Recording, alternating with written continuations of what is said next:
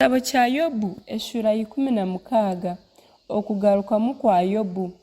Bwanyuma Yobu yagarukamu ati, manya mpulire bingi ebiri kushusha bityo, mwena muri abayaji abari kurusya. Ebigambo ebitiine mugasho bihererahi? Ekyakuletera nongarukamu niki?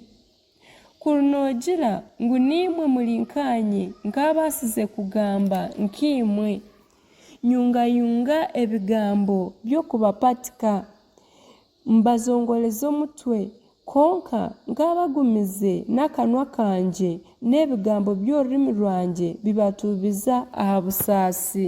N'obu ndagambe obusaasi bwanje tibuli kutuuba, narishi bw'oku ndayegumye ninyija kutubuzibwa ki? Mbwenu ho Ruhanga andembize, amazireho abanje boona. Ankwasire nicyo kiri kunshinja, okwa aha magufa kwanje kunyumukirire niko kuri kunyomesereza. Antanyagwize anyinire kiniga yanyita kubi, anenire amaino ogombisha wanje anzorira amisho. Abantu banyashamire bantera ayitama nibanjuma, nibateranira hamwe kuntera. Ruhanga nampayo omu mikono y'abatari kumutiina, yannaga omu mikono y'enkozi z'ebibi. Nkaba ndi aho ngaramisiriize, yampendagura, yankwata aha bisya, yancwa obusasingo. Bwanyuma yangira ekimaasho kye. Abaraasi be bangotire, antiire aha nsigo zashohora, tiyansaasira, yashesha endurwe yanje ahansi. Anfumagwire, yanyegemera nk'emanzi.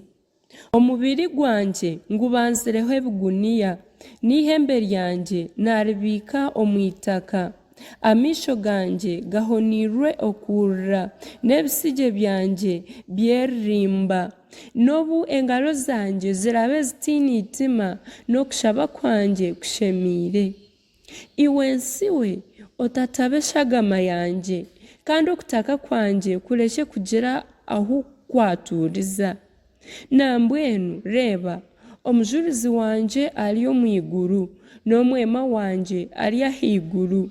Banywani banje nibangaya, amisho ganje nigashuka amarira Ruhanga ngu aikirize omuntu kumwetonganiraho nk'omuntu na mutaahiwe. Ahabw'okuba emyaka mikye kwerihwa, ndyatoora omuhanda oguntarigaruka kuleetwa.